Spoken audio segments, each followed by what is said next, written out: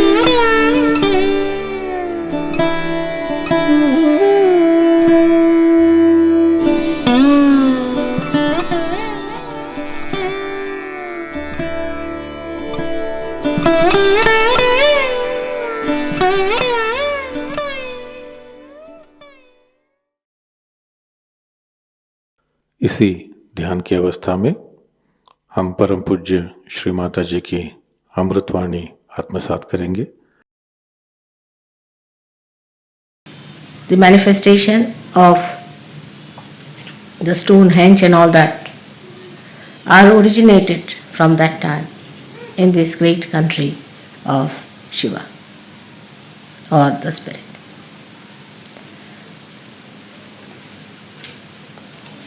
So the spirit resides here as in the heart of human beings, and the Sahasrara is in the Himalayas where Sadashiva exists at the Kailasha.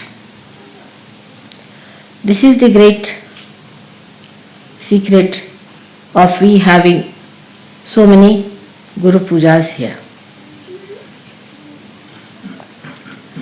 To culminate it today into the special type of Guru Puja in the year of the 60th birthday of your mother has a special, very very special significance, because it's the Guru Sashti.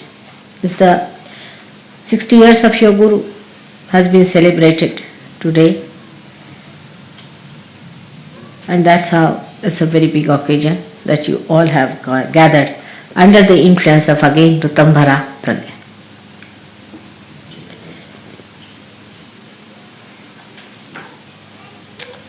So all that has happened by the nature's own gift to you.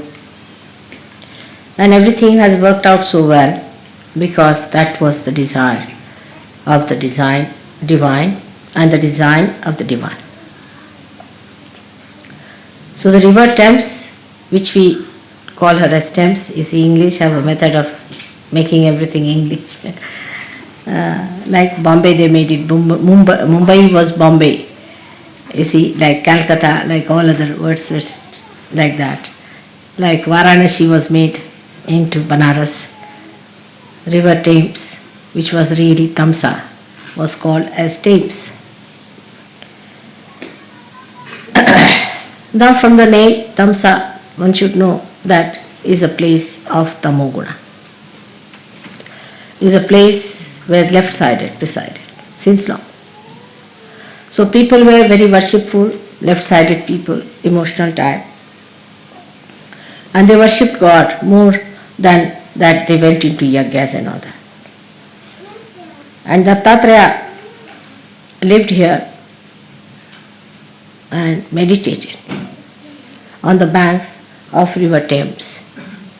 That's why Guru Puja here has to give us the great background for your awakening of the Guru principle. We have to go to the roots of everything so that we understand the importance of it. Unless until you know the roots and the traditions behind, you cannot understand the depth, the gravity, the intensity of any puja. Today we have gathered here to do the Guru Puja.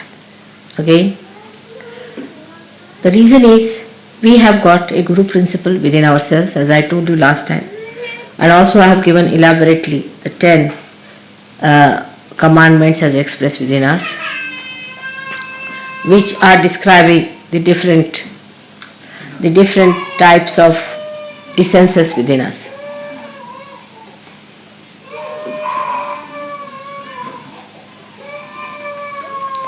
The essence of Guru Puja has to be awakened within us. That's how we are having this program here.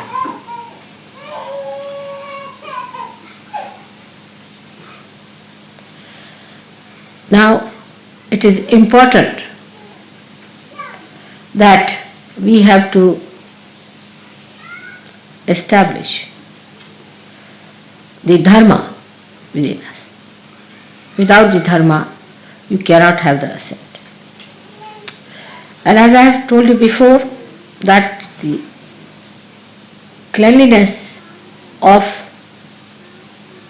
your being depends on how much dharma you follow religiously. At the time of Moses, it was worked out and all the rules and regulations were created for realized souls. But as I read in one of the books, it was very good, because if I had said this, people would not have believed, that it had to be changed. I think during the speech the children should not be here. It's better to take them out. After the speech you can bring them along. Those who make noises. Those who are quiet is all right, but those who are making noises, better to be out. If they are going to make noises, better to be out or near the door, so that if they make noises you can get out. So there is no disturbance. During the puja is all right. You could be at the gate, door, or some place from where you can go. So the laws and regulations that were given to human beings were actually for the realized souls who would understand. But when Moses must have discovered the way human beings are, he must have changed them to very strict rules, because with human beings as they are, one has to be extremely strict. They can't understand anything but fear. If you have a stick in your hand, you can put them back. Without that stick, human beings won't listen. They are only alright if there's a fear. Now if you see today, the condition of all the nations, those who are having leaders or prime ministers or presidents, they are all people extremely strict, very dominating and very dry. And normally people like such people. Even Hitler succeeded because of that nature. So the character of a guru so far has been of a very strict nature for people who are not realized. Normally a good guru, Sadguru, he doesn't like to talk to people much. They throw stones, or they don't like to talk to people who are not realized. But if they are realized, then these gurus change their attitude towards the people who want to see them. There's a tremendous difference between a person who is realized and non-realized in the protocol of God.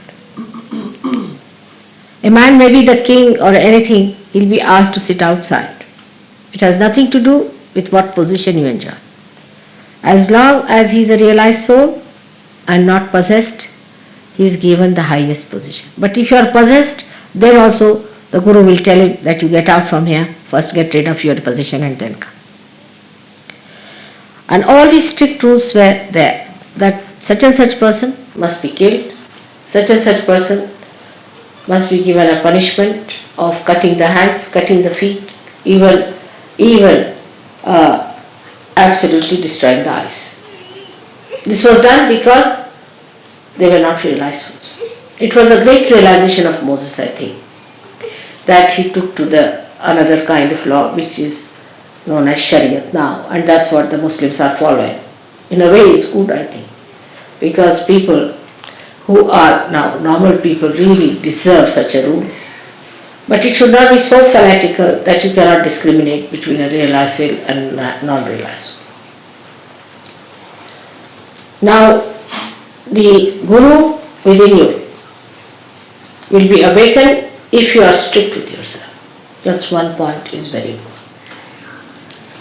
Unless and until you are strict with yourself, the Guru will not be awakened with you.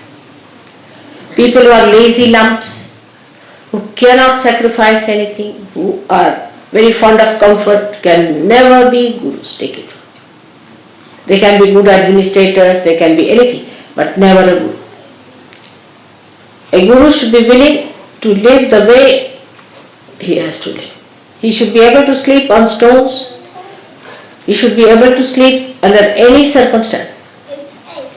Not that the disciple should force on him, but it should be his own nature that he can adjust himself. Comfort cannot crawl on a Guru.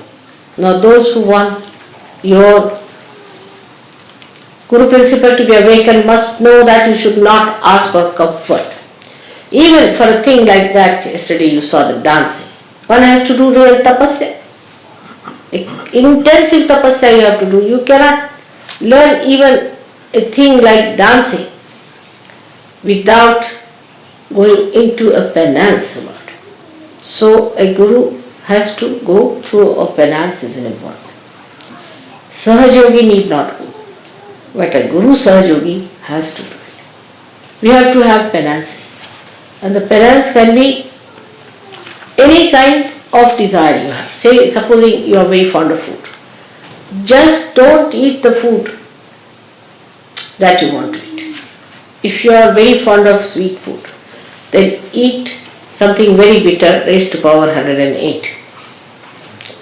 And if you are fond of some sort of a very, as Indians are sometimes, very spicy food, then eat so bland a food without salt.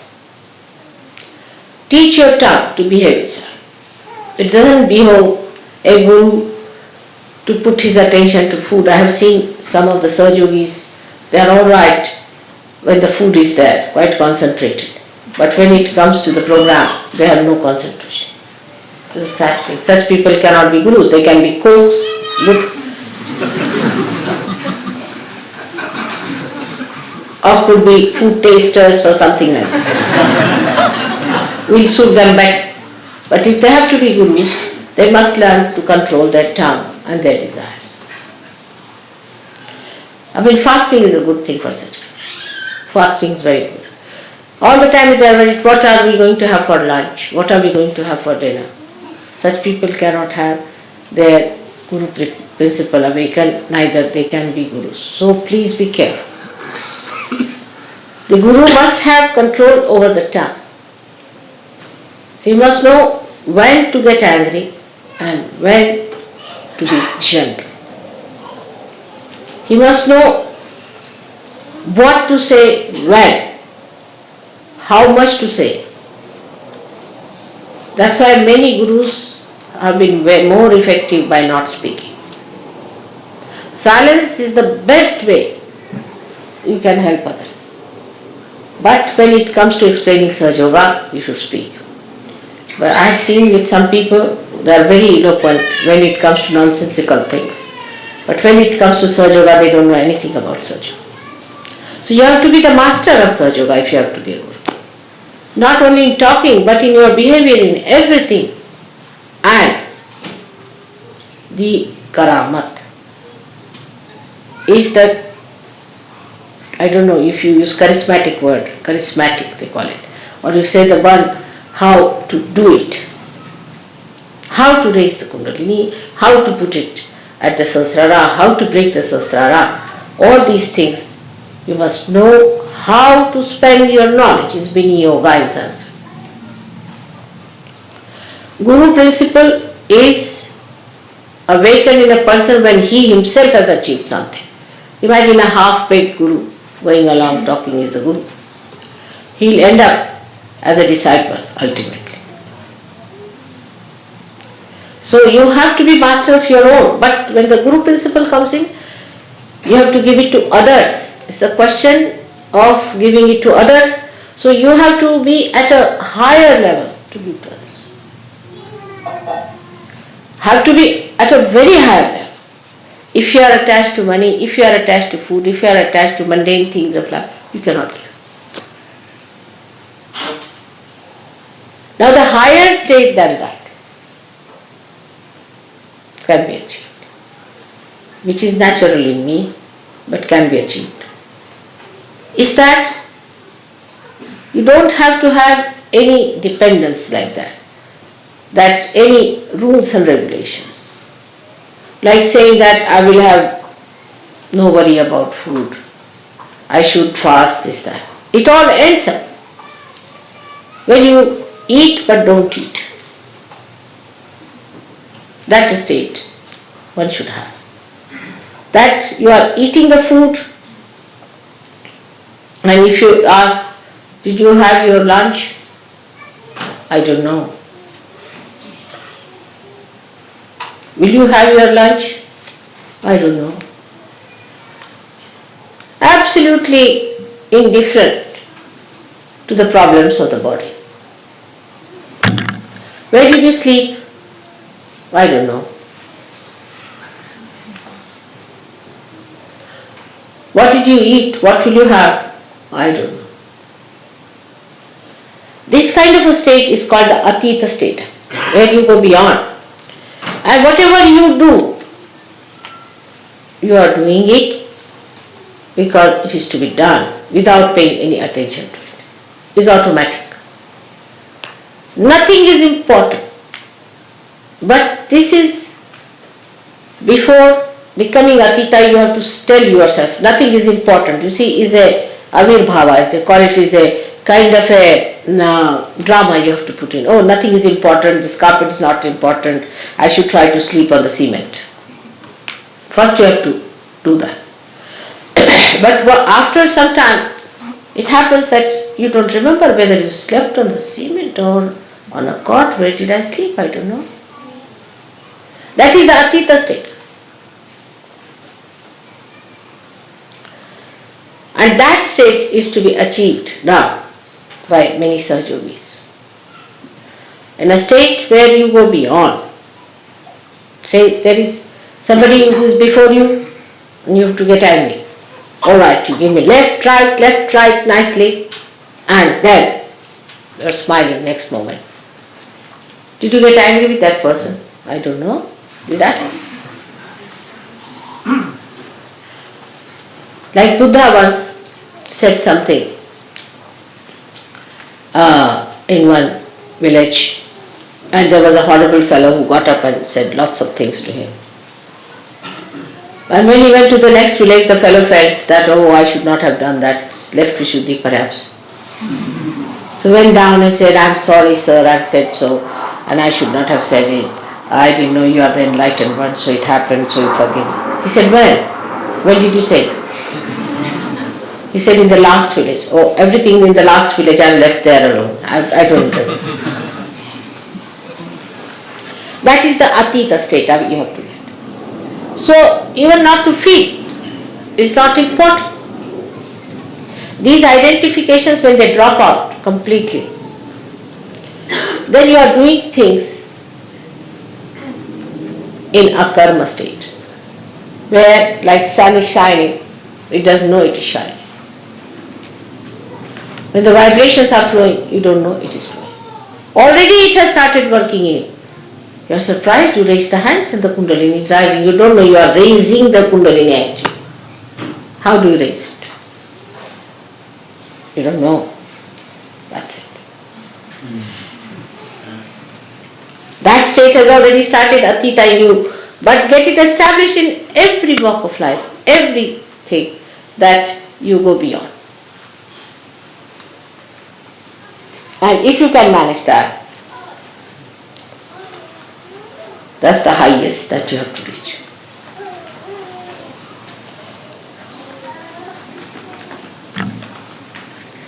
Now, with the incarnations, it's very different. It's the other way around. Everything is the other way around. They don't have to do any tapasya. They don't have to starve. They don't have to tell them. Whatever they do is the punya. They don't have to collect punyas either. If they kill somebody, it is dharma. If they hit somebody, it is the dharma. Nothing they do wrong. They are absolutely immaculate. If they deceive someone, they cheat someone, it's perfectly alright. Because for a higher goal, you have to give up these smaller goals. It's justified in our day-to-day life, you'll see, that when you are defending your country, there's an enemy on you. If you have to defend your country, you can slay him. You can cheat him. Diplomatically, you can befool him. It's allowed. Why? Because for a higher goal, you have to give up the smaller. But for an incarnation, it is always the higher goal. He's not bothered about smaller goals at all. He doesn't have to wait, think, rationalize, or to train himself or do some drama or anything. It's all done. Even the movement, every movement of an incarnation has a ripple in it, which is for the good. There's nothing, not even a moment is such which is not for the good of the world. So the incarnation is a very different thing that is not to be achieved, that has to be. Now for example, the incarnation is the bhokta, is the enjoyer. He is the enjoyer of everything. Many people say have created, now we have a carpet here from Turkey. These carpets were created by Turkish peoples some time back for an incarnation to see. So the Uttamara Pragya will bring it round in such a way that at least I see it, or I have it, so that their souls will be blessed, so that they feel nice.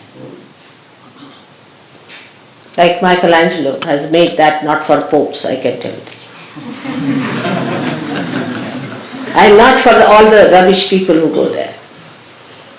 Neither Blake did all that work for the useless people who want to go and see nude artists. It was all done for the incarnation to see. That's the way they are blessed the most. Because they are beyond. Nothing touches them. Nothing is important. But it is not rational or anything that they have trained themselves. But it is automatically like.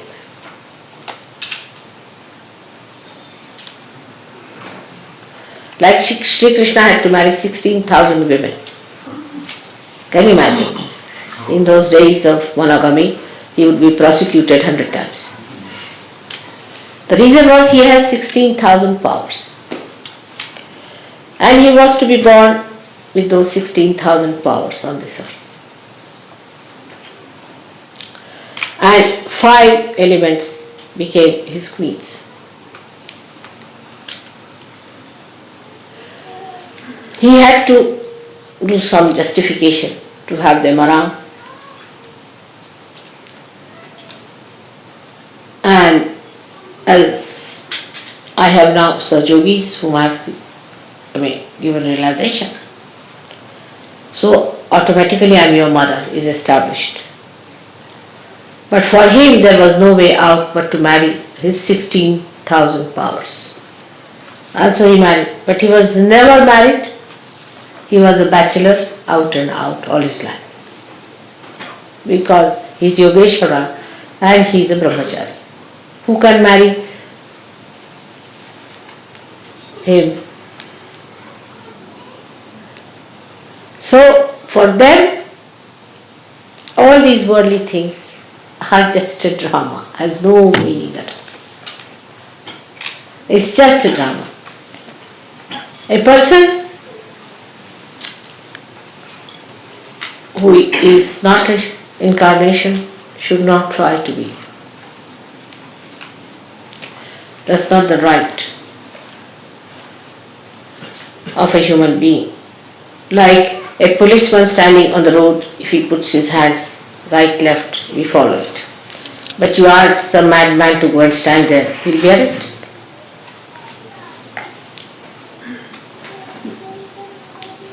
So for normal people, even you are a guru, you shouldn't allow them to touch your feet.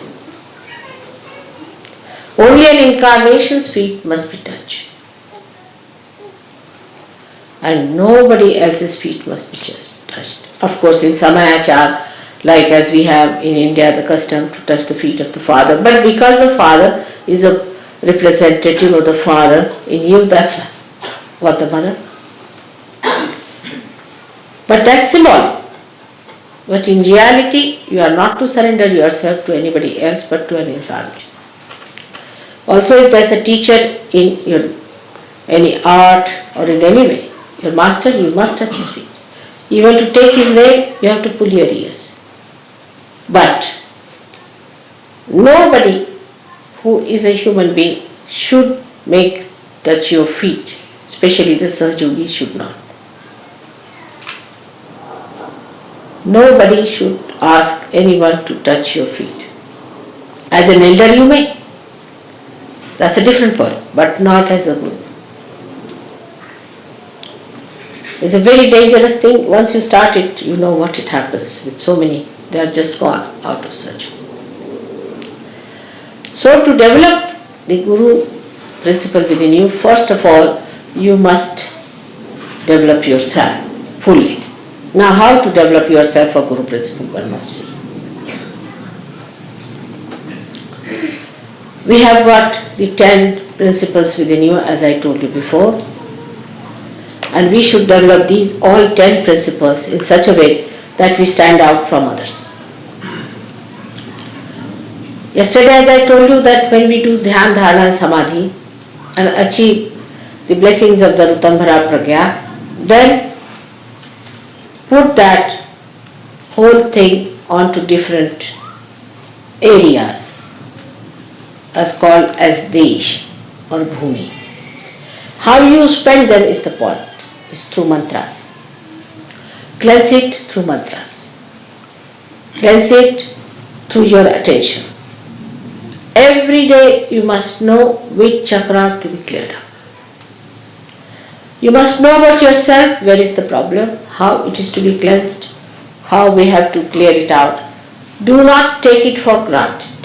Many people who have got, say, left-sided problem, you will just bring them lemon and chilies and think our mother has done the job. I can only do the job temporarily. But if there's a vacuum, again you will suck in. See, the vacuums within you feel hungry again to have some more. So to take out that vacuum is your job, and for that you have to religiously get after all your defects. That's the most important thing for all of you. And try to put full attention to all these different deshas. It's the nations they are called as. And once you have cleared it, it is enlightened, it is full of light, then you call it Pradesh. Means the Desha has been enlightened. Once that has achieved, then you have reached a point you can become a Guru. But still you are not a Sadguru. To become the Sadguru, you must achieve the state of Atita. The Atita state is such that a person who is not a good man will tremble before you. A man who is a liar, who has cheated others, will lose his tongue. A man who has adulterous eyes, who is a man without no control, without any control over his mind as far as the women are concerned or men are concerned, such a person will have shaking in his eyes. Some of them will shake. Those who have been possessed will be shaking very much. They will be all exposed before the light of a Sadguru. When you achieve that, you don't have to fight them. They will themselves be exposed and you don't have to do anything about it. One day I was told that there is a servant, lady servant who is a very possessed person in the family. So I said, get rid of her.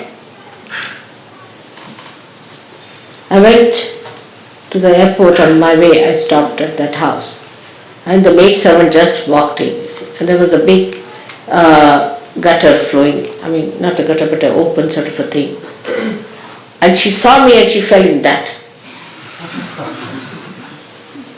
I said, oh God. So I told the driver to take the car a little ahead and she fell in.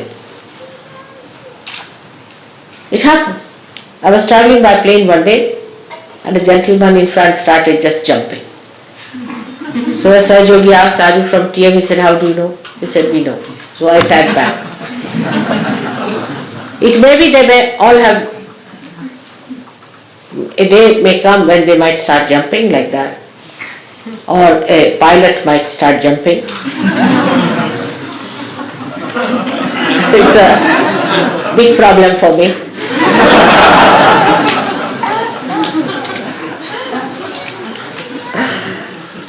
Even the lights.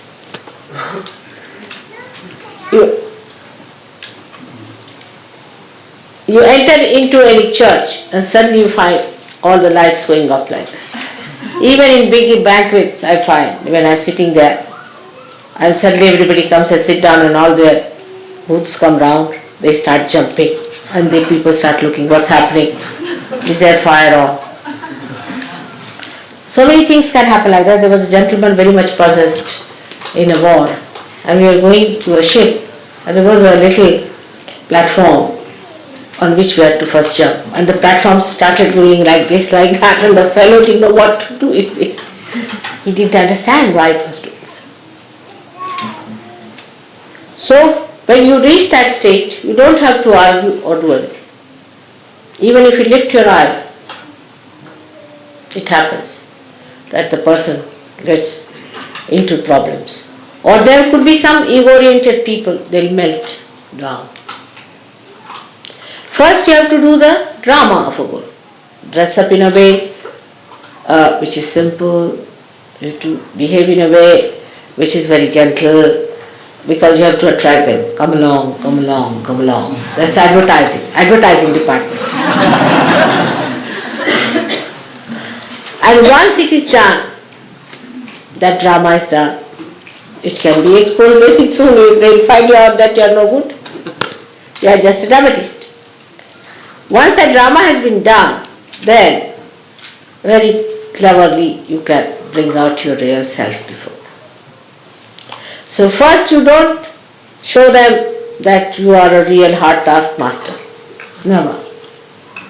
First use all your sweet qualities. The more they are difficult, the more I am gentle with them. Then they come inside. Then you put to the mill and you can cure them. First prepare. First of all, sometimes they are so frightened. They are so nervous. They are so upset. Sometimes too much of ego. So be gentle. Gradually they strengthen themselves also in your company. And then, even if you hit them, they are alright. That's how it has to be done, very cleverly. And if you see the way I manage my Gurudam, you can also manage.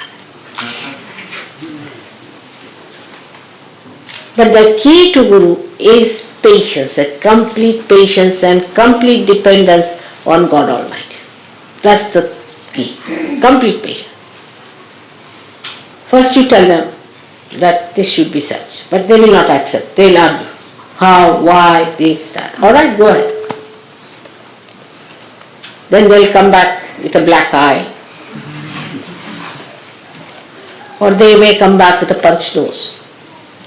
Then you said, alright, I'll soothe it down. You soothe it down. And then tell them. So is the wisdom, the discretion of Yogeshwara you should have. How to deal with people is very important. Why I say Yogeshwara? Because at the Guru stage, you have to give it on a collective level. Individual level finishes and you jump into collective once you start becoming a Guru. So all these methods, which I explained the other day to Modi, you can understand that the 10 of your problems at the void, once solved, you solve the 16 problems of the vision. And once 16 problems are crossed, you come to Agya. And at the Agya Chakra, there is such a tremendous sacrifice. Without feeling the sacrifice is awaiting. And one has to see what you can sacrifice in that Atita state, because you don't sacrifice anything. Everything is already sacrificed. What is there to sacrifice? And such a state should be achieved by realizing that you are realized souls, you are not ordinary people. And you cannot have ordinary, mundane types of rules and regulations. Like Yama Niyama.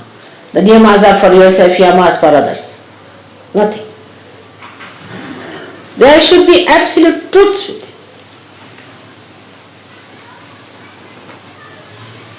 it. So much so that you should manifest them. And all these truths have powers. By every truth that is within you established, you don't have to do anything, they work out themselves. So first of all, you must get your chakras all right. On the chakras, you must put your attention. After the samadhi state, you will start opening them out properly. Clear them out. Know what are the chakras that are bad. I have seen people who have very bad few chakras and many good chakras, but they will be only enjoying the good chakras and will not worry about the bad ones. Pay attention to your bad chakras. Cleanse them, cleanse them. Put all your attention to that. Put the attention of the God, of the deity whom you worship. And you get the complete manifestation of their power within yourself. So clear all the chakras, all the pradeshas to be established, and after the establishment of the pradeshas, you have to establish the rapport with others on the collective level.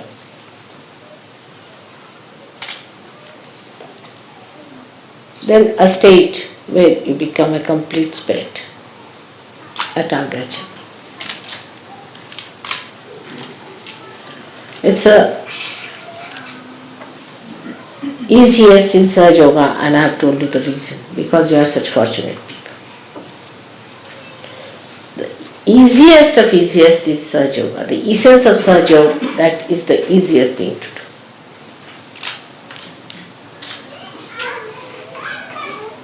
And that is why you should take full advantage of that easiest method made easy. Absolutely for you. This is the blessing of Guru Puja for you, that you all should become gurus by next year. Just you have to dedicate and say today in your heart, to promise me in your heart that Mother, not we will try but we will be. And thrice you should say we will be, we will be.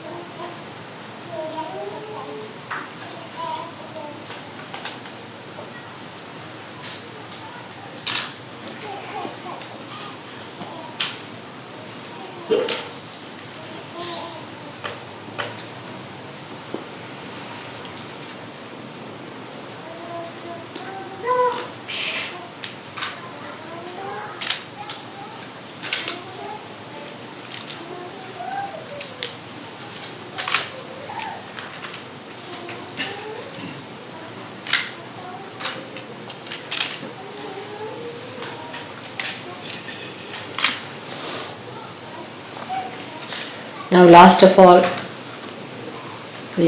I want to tell you that now I have completed my 60th year. And no more celebrations of my birthday. This is the last. Please remember this. I have accepted whatever you said because of 60th birthday is very auspicious. After this, no more celebration of my 60th birthday.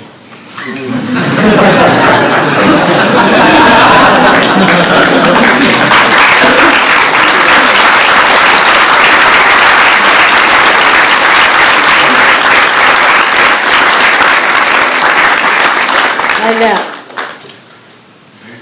you have already thought of giving me some present from all Europeans. On the 60th birthday, I have accepted. But no more of this kind of planning should be done anymore for the 60th birthday, which is over now. I am telling you very frankly. Alright? So nobody is going to celebrate my 60th birthday anymore. I hope it's clear to you.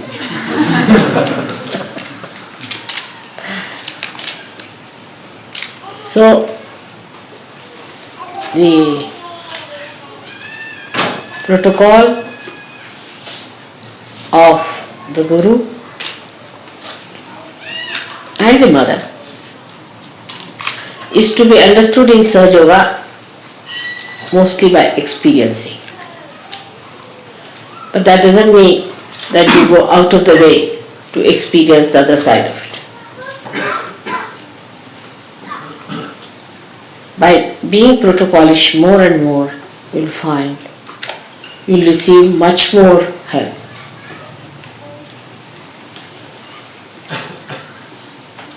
Like Nick, one day I told him, he'll tell you that.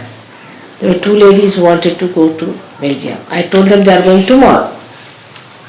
And the lady said, no, we are going today. He said, the mother has said that you are going tomorrow, so we'll go tomorrow, whatever it is. They said, no, we are going today. How is it mother has said that we are going tomorrow? I said, but he said it. They wouldn't listen. So we sent them to the airport. And they found they had to go next day.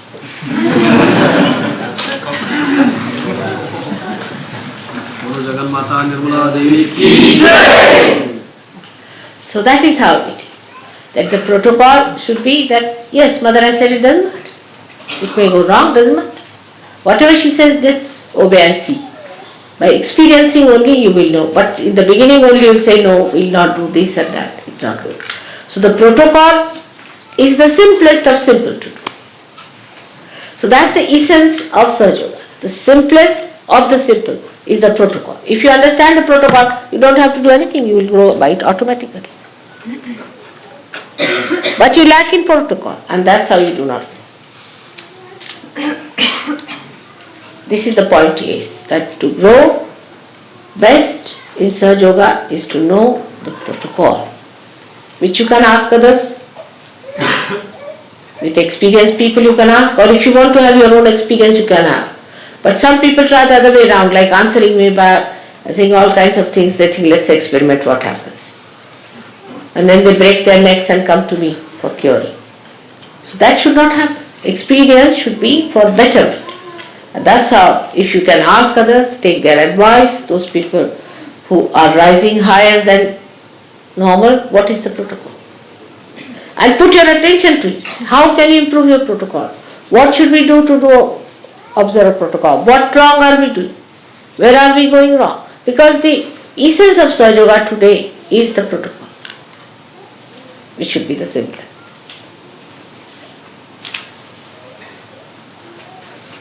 Should be the simplest thing to do. And once you know the protocol, that if she has said it, if it is meant, then it's all right. But some people are so funny that they start using me as a quotation. Mother has said, everybody must fast. I told somebody that you better fast. So a thin man comes next day fainting. I said, what happened?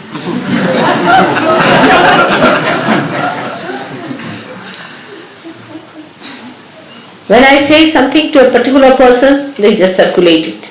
Because they think, why should I fast alone? Everybody must fast.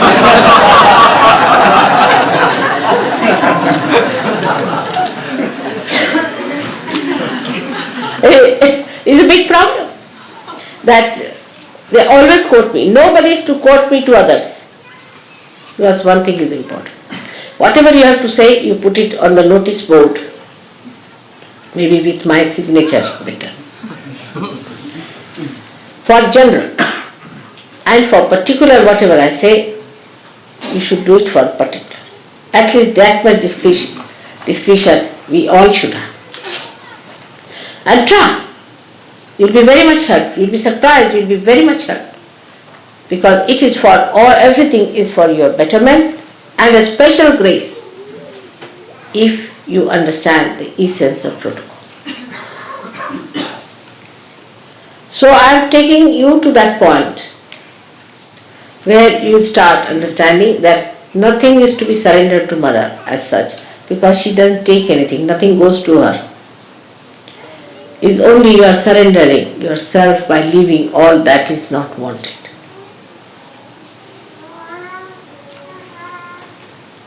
It's a very beautifying process which one should take. You all have come up so much and you have to go very much further.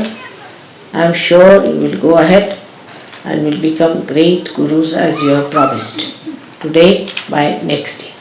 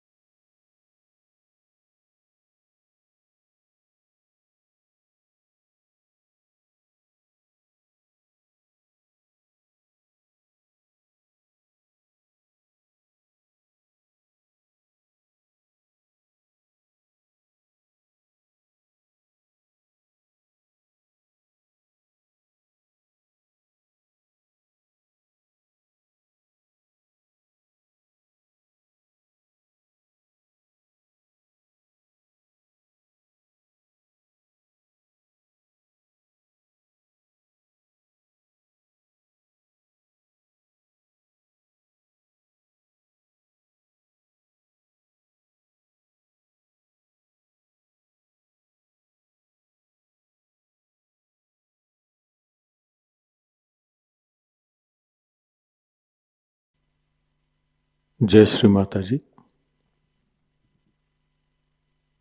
परम पूज्य श्री माता जी, कृपावंत होकर आप हमें निर्लिप्त साक्षी बनाइए। परम पूज्य श्री माता जी, कृपावंत होकर आप हमें ऐसी स्थिति प्रदान करें जिससे हम आपकी लीला को देख सकें। जो भी घटित हो रहा है उसको साक्षी भाव, निर्लिप्त साक्षी भाव से देख सके। परम पूज्य श्री माता जी, हमसे जो भी कार्य हो, जो भी कर्म हो, वो सब हम आपके पावन चरणों में रख सके, पूर्णतः समर्पित होकर रख सकें, ऐसी स्थिति हमें प्रदान करें। परम पूज्य श्री माता जी, आपके प्रति अनन्य भक्ति हो, इस तरह का आशीर्वाद और ऐसी ध्यान की स्थिति, आध्यात्मिक स्थिति हमें कृपा कर प्रदान कीजिए। श्री माता जी, आपके पावन चरणों में हमारे कोटि कोटि प्रणाम। कलेक्टिव बंधन।